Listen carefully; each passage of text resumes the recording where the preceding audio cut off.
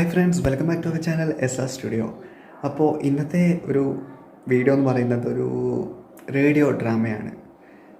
Association of new face artist എന്ന് പറഞ്ഞൊരു സംഘടനയിൽ ഞാൻ ചെയ്തൊരു ഡ്രാമയാണ്. എൻ്റെ കൂടെ കുറേ ആൾ പങ്കെടുത്തു, അവരൊക്കെ നന്നായിട്ട് ചെയ്തിട്ടുണ്ടായിരുന്നു. അപ്പോൾ ഞാനതൊരു റേഡിയോ ഡ്രാമ ആക്കി എടുത്തു എന്ന് വേണമെങ്കിൽ പറയാം. ഒരു വിഷ്വലൈസേഷൻ ഒന്നുമില്ല, എങ്കിലും അത് നിങ്ങൾക്ക് കേൾക്കാനുള്ള ഒരു ഇതാണ്. അതുമാത്രമല്ല, ചട്ടമ്പിസ്വാമി സാഹിത്യ പുരസ്കാരം ഈ ഡ്രാമക്ക് നേടിയിട്ടുണ്ടായിരുന്നു. അതിൻ്റെ ഒരു സന്തോഷ വാർത്തയും കൂടെ ഞാൻ ഇതിൽ കൂടെ അറിയിക്കുകയാണ്. അപ്പോൾ എല്ലാവരും ആ വീഡിയോ ഒന്ന് പോയി കാണും. വീഡിയോ ഇഷ്ടപ്പെട്ടാൽ ലൈക്ക് ചെയ്യുക, ഷെയർ ചെയ്യുക, സബ്സ്ക്രൈബ് ചെയ്യുക. പിന്നെ തൊട്ടടുത്ത് കാണുന്ന ബെല്ലൈക്കൺ കൂടി ഒന്ന് ക്ലിക്ക് ചെയ്താൽ ഞാൻ അപ്ലോഡ് ചെയ്യുന്ന എല്ലാ വീഡിയോസിൻ്റെയും നോട്ടിഫിക്കേഷൻ നിങ്ങൾക്ക് എത്തും.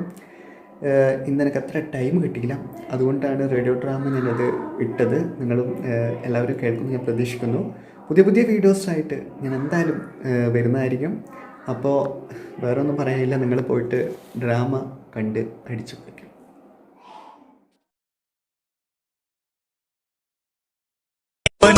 ഉയരുന്നിവിടെ വിടർന്നൊരു ജീവിത നാടകരംഗം. ജനനം തൊട്ടു തുടങ്ങും നാടകമടിമുടി നാട്യക്കാരാം. ഉയർന്നു ഉണർന്നു ഉയർന്നു ഉണർന്നു തുടങ്ങി നരനടനം.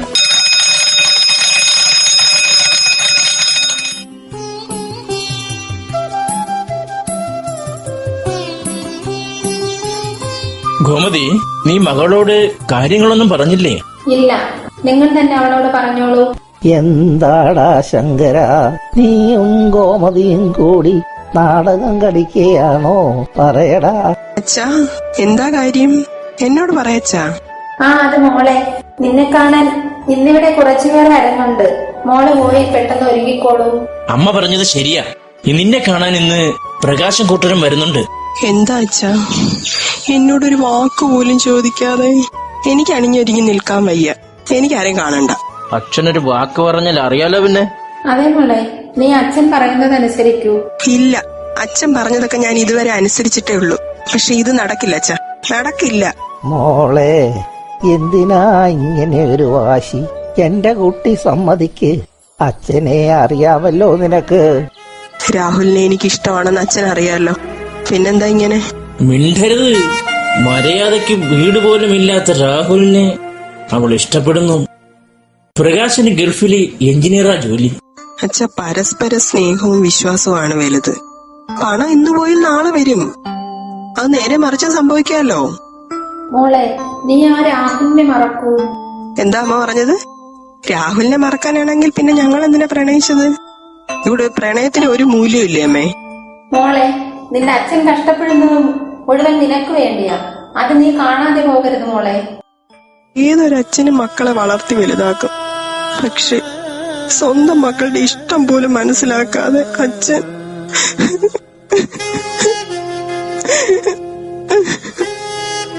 കൃത്യം 11 മണിക്ക് അവരുടെ എത്തും.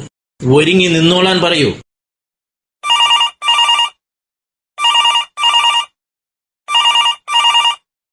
ഹലോ, എന്താ ഗീതു? എന്തിനാ നീ കരയുന്നത്? പറ. രാവിലെ എനിക്ക് ഇവിടെ നിൽക്കണ്ട.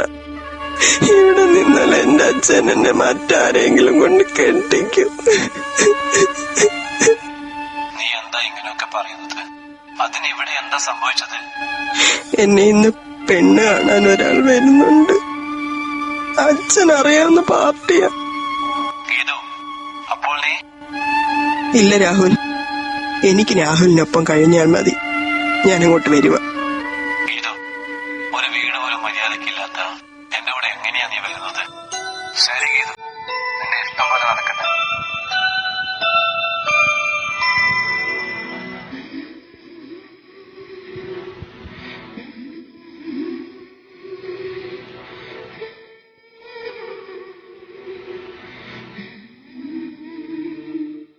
ഗോമതി, അവർ വരുന്നുണ്ട്. മോളെ കാണാനില്ലല്ലോ. നീ അവളുടെ മൊബൈലിൽ ഒന്ന് വിളിക്കൂ. ഗോമതി, അവൾ എന്തു പറഞ്ഞു? ഏട്ടാ, അവളെ വിളിച്ചപ്പോൾ മൊബൈൽ സ്വിച്ച് ഓഫ് ആണ്. ദൈവമേ, പ്രകാശിനോടും കൂട്ടരോടും ഞാനിനി എന്തു പറയും? കയറിയിരിക്കും എല്ലാവരും. ശങ്കര, നിന്റെ വീട് കണ്ടുപിടിക്കാൻ ഞാൻ ഒരുപാട് കഷ്ടപ്പെട്ടടോ. അതെ അതെ, ഇവന്റെ അച്ഛൻ ഞങ്ങളെ കുറെ ഓടിപ്പിച്ചു. ശരിയാ, ഓടിച്ചത് ഞാനല്ലേ. ശങ്കര, മോളെ വിളിക്കൂ, ഞങ്ങളൊന്ന് കാണട്ടെ. അത് മോളൊരു കൂട്ടുകാരിയുടെ വീട്ടിൽ പോയതാ, ഇപ്പോൾ വരൂന്നേ. അല്ല ശങ്കര, നിനക്കെപ്പോഴും ആ പഴയ ജോലി തന്നെയാണോ? പിന്നല്ലാതെ, ആ ജോലി എങ്ങനെ മറക്കാൻ കഴിയൂ? മോനെ, ഈ വീടൊക്കെ ഒന്ന് ചുറ്റിക്കാണു, അപ്പോഴേക്കും അവള് വരുമെന്നേ. ആ ശരിയെങ്കിൽ ഞാനത് കണ്ടിട്ട് വരാം.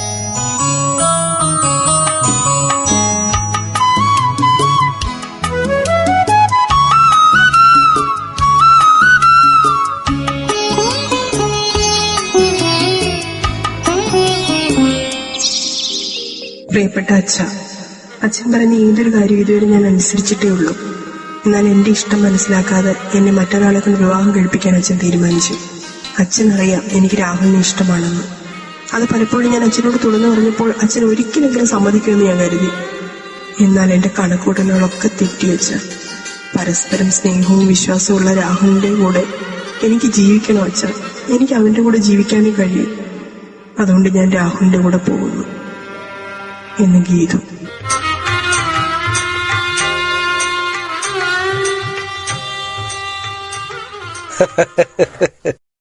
ഏടോ, നിന്നെ പോലുള്ള ഒരാളുടെ മകളെ കിട്ടിയ എന്റെ മകൻ ഭാഗ്യവാനാടോ, ഭാഗ്യവാൻ.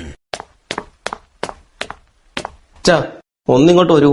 എന്താ മോനെ, ഇത്ര പെട്ടെന്ന് ഇവിടെയെല്ലാം ചുറ്റി കണ്ടു അല്ലേ? കണ്ടച്ഛാ, ഒന്നിങ്ങോട്ട് വന്നേ.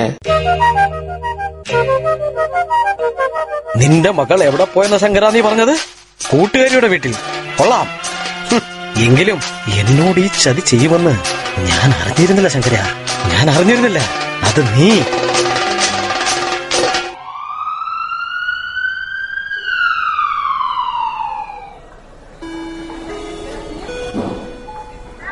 നഴ്സ്, ഒന്ന് ശങ്കരന്റെ ആളെ വിളിക്കൂ. ശരി ഡോക്ടർ. മാഡം, ഡോക്ടർ വിളിക്കുന്നു. ഡോക്ടർ വിളിച്ചത്? പെട്ടെന്നുണ്ടായ എന്തോ ഒരു ഷോക്കിൽ നിന്ന് അയാൾ ഇപ്പോഴും വിമുക്തനായിട്ടില്ല. ഇടയ്ക്ക് ഗീതു എന്നൊരു പേര് പറയുന്നത് പോലെ കേട്ടു. പേടിക്കേണ്ട, കുറച്ചു സമയം കഴിഞ്ഞ് ശരിയായി വരും. ഇന്ന് തന്നെ വീട്ടിൽ പോകാം. ശരി ഡോക്ടർ. പ്രകാശ്, അവൻ പോയോ? അവര് പോയി. എന്നാലും നമ്മുടെ മോൾ ഇങ്ങനെ ചെയ്തല്ലോ. മോളോ? ഏത് മോള്? എനിക്കങ്ങനെ ഒരു മോളില്ല. ഏട്ടാ, എന്നാലും അവൾ. മതി ഗോമതി, എനിക്ക് വയ്യ ഇനി ഒന്നിനും. മോനെ ശങ്കര, ഗീതു മോളെവിടെ മോനെ? വയസ്സായ ഈ കിളവനൊന്നും അറിഞ്ഞതുമില്ല, എന്നോടാരും ഒന്നും പറഞ്ഞതുമില്ല. അച്ഛാ, അവൾ പോയച്ചാ, വേറൊരുത്തന്റെ കൂടെ. എന്റെ മോന്റെ മനസ്സ് കാണാൻ കഴിയാത്ത അവള് നശിച്ചു പോകത്തേ ഉള്ളൂ.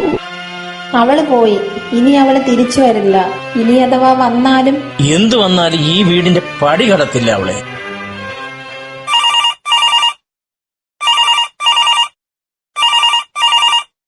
ഹലോ, ഇതാരാ? അമ്മേ, ഞാനാ ഗീതു. അമ്മേ, ഞാനിപ്പോൾ ഗൾഫില. രാഹുലേട്ടനൊരു നല്ല ജോലി കിട്ടി. ഞങ്ങൾ ഇവിടെ സെറ്റിൽ ചെയ്തമ്മേ. മോളെ, ഈ അമ്മയെ നിനക്കൊന്ന് വിളിക്കാൻ തോന്നിയല്ലോ, അത് മതി. എന്നാലും നിങ്ങൾക്കൊന്ന് ഇങ്ങോട്ട് വരാമായിരുന്നു. അമ്മേ, അച്ഛനെവിടെ? വരണമെന്ന് കുറെ ഞാൻ ആഗ്രഹിച്ചിരുന്നു. പക്ഷെ അച്ഛന്റെ മുന്നിൽ വന്ന് നിൽക്കാനുള്ള ധൈര്യം ഉണ്ടായില്ല അമ്മേ. അതാ ഞാൻ വിളിക്കുക പോലും ചെയ്യാതിരുന്നത്. ആരാ വിളിക്കുന്നത് ഗോമതി? മോളാണ്, നമ്മുടെ ഗീതു മോള്. അവളൊന്ന് കരഞ്ഞു കാണിച്ചപ്പോൾ നിന്റെ മനസ്സൊന്ന് ഇടറിയല്ലേ? ശങ്കരേട്ടാ, ഏതൊരു പെറ്റമ്മയ്ക്കും ഒരു മകളെയും തള്ളിപ്പറയാൻ കഴിയില്ല. പിന്നെ ചിലരുണ്ടാവും സ്വന്തം മക്കളെ കടലിൽ വലിച്ചെറിയുകയും കൊല്ലുകയും ഒക്കെ ചെയ്യുന്നത്. എന്നാൽ അവരൊന്നും അമ്മയായിരിക്കില്ല. നിർത്തൂ, എനിക്കൊന്നും ഇനി കേൾക്കണ്ട. ആരാ മോളെ വിളിച്ചേ? അവളുടെ പുന്നാര മോള് ഗീതു ഒന്ന് കരഞ്ഞു കാണിച്ചപ്പോൾ അവൾ അതിലങ്ങ് മയങ്ങി.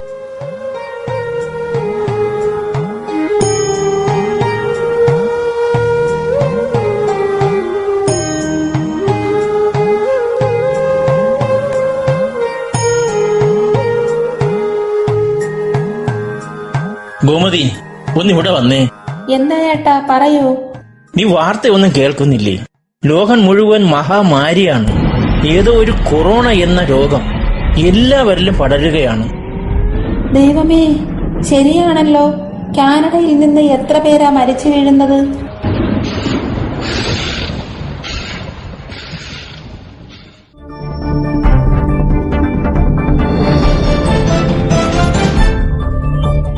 പ്രധാന വാർത്തകൾ വായിക്കുന്നത് സുരേഷ്. ലോകം മുഴുവൻ മഹാഭീതിയിൽ. കൊറോണ എന്ന വൈറസ് ലോകത്തെ തന്നെ പിടിച്ചുലയ്ക്കുകയാണ്. ഇറ്റലിയിലും ചൈനയിലും സ്പെയിനിലും അമേരിക്കയിലും ആയിരക്കണക്കിന് ജീവനുകൾ ഒലിഞ്ഞു വീഴുന്നു. നീ കേൾക്കുന്നില്ലേ? ഗൾഫ് രാജ്യങ്ങളിലും ഇത് പടരുന്നുവെന്ന്. അവിടെയല്ലേ ഗീതു? എന്താ ശങ്കര, ഇത്രയും നാള് ദേഷ്യവും വെറുപ്പും കൊണ്ടു നടന്ന നീ ഇപ്പോൾ ഇങ്ങനെ പറയുന്നത്? എന്തു പറഞ്ഞാലും അവളെന്റെ മോളല്ലേ. ഇത് കേൾക്കുമ്പോൾ പേടിയാകുന്നു. ഒരു മഹാമാരി വന്നപ്പോൾ ദേഷ്യവും പിണക്കവും ഒക്കെ മാറി മറഞ്ഞുവല്ലേ. ഗോമതി, നീ ഒന്ന് അവളെ വിളിക്ക്. എന്നാലേ ഒരു സമാധാനം ഉണ്ടാകൂ. ദൈവമേ, എന്റെ കുട്ടി ഫോൺ എടുക്കുന്നില്ലല്ലോ. നീ ഒന്ന് പേടിക്കാതിരിക്കൂ, അവൾ വിളിക്കുമായിരിക്കും.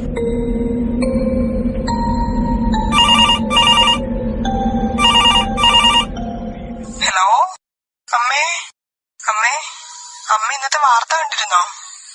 കണ്ടു മോളെ, നിന്റെ അച്ഛനും. അതുകൊണ്ട് ആകെ വിഷമത്തിലാ. ഞാൻ അച്ഛന് കൊടുക്കാം. ശരി അമ്മേ. മോളെ, അവിടെ കുഴപ്പമൊന്നുമില്ലല്ലോ? എന്തിനാ മോളെ കരയുന്നേ? കഴിഞ്ഞത് കഴിഞ്ഞു. പലപ്പോഴും വിചാരിച്ച അച്ഛനെ വന്ന് കാണണമെന്ന്, പക്ഷെ കഴിഞ്ഞില്ല. അതൊക്കെ പോട്ടെ, നീ രാഹുലിന് ഫോണൊന്ന് കൊടുത്തേ. അച്ഛാ, പറയാച്ചാ, ഞാൻ രാഹുല. മോനെ, അവിടെ എന്തൊക്കെയുണ്ട്? കുഴപ്പമൊന്നുമില്ലല്ലോ? വലിയ പ്രശ്നമൊന്നുമില്ല അച്ഛാ. എന്നാലും മക്കളെ സൂക്ഷിക്കണം. ശരി അച്ഛാ, സന്തോഷമായി.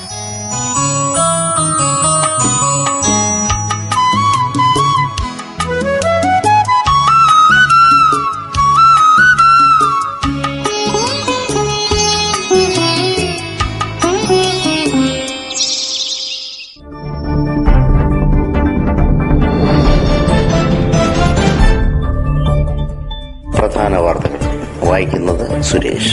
ലോകം മുഴുവൻ മഹാഭീതിയിൽ നടക്കുകയാണ്. കൊറോണ എന്ന വൈറസ് ലോകത്തെ പിടിച്ചുലയ്ക്കുകയാണ്. ഇറ്റലിയിലും ചൈനയിലും സ്പെയിനിലും അമേരിക്കയിലും ആയിരക്കണക്കിന് ജീവനുകൾ പൊലിഞ്ഞു വീഴുന്നു. ഇനിയിപ്പോ പുറത്തിറങ്ങാൻ പോലും പറ്റില്ലല്ലോ. പുറത്തിറങ്ങിയില്ലേലും കുഴപ്പമില്ല, ഇതൊന്ന് കുറഞ്ഞാൽ മതിയായിരുന്നു. എങ്ങനെ കുറയും മക്കളെ? എല്ലാവരുടെയും അഹങ്കാരം അതാദ്യം തുറയ്ക്കണം. ശരിയാ അച്ഛൻ പറഞ്ഞത്. ഇന്ന് മഹാമാരിയുടെ വക്കിൽ നിൽക്കുമ്പോഴും ആരുടെയും അഹങ്കാരത്തിന് ഒരു കുറവുമില്ല. പ്രളയം വന്നപ്പോൾ വീട്ടിൽ നിന്നും പുറത്തെന്ന് പറഞ്ഞു. അപ്പോൾ എല്ലാവർക്കും വീട്ടിനകത്തിരുന്നേ പറ്റും. എന്നാൽ കൊറോണ വന്നപ്പോഴും പുറത്തിറങ്ങരുതെന്ന് പറഞ്ഞു. എല്ലാവരും പുറത്തിറങ്ങി നടക്കുന്നു. ശരിയാ, നമുക്ക് വേണ്ടി രാവന്തിയോളം കഷ്ടപ്പെടുന്ന അധികാരികളുടെ വാക്ക് കേൾക്കാൻ ആരും തയ്യാറല്ല. ആരും അവരെ അനുസരിക്കാതെ തന്നിഷ്ടം കാണിച്ച് ജീവിക്കുന്നു.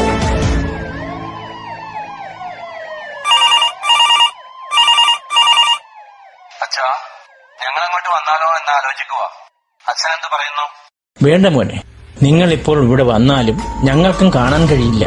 പുറത്തുനിന്നും വരുന്നവരൊക്കെ ഹോം ക്വാറന്റൈനിൽ കഴിയണം. എന്റെ മക്കൾ കാരണം ആർക്കും ഒരു പ്രശ്നവും ഉണ്ടാകാൻ പാടില്ല. നിപ്പയും പ്രളയവും ഒക്കെ അതിജീവിച്ചവരല്ലേ നമ്മൾ. അതുപോലെ ഇതും നമ്മൾ അതിജീവിക്കും. എന്റെ മക്കൾ ഭയപ്പെടാതെ ഇരിക്കൂ. ജാഗ്രതയോടെ മുന്നോട്ട് പോകും. ഒന്നിച്ചു കൈകോർത്തു പോരാടലെല്ലാം ഒരു മീറ്റർ അകലത്തിൽ നിന്നു പോരാടാം.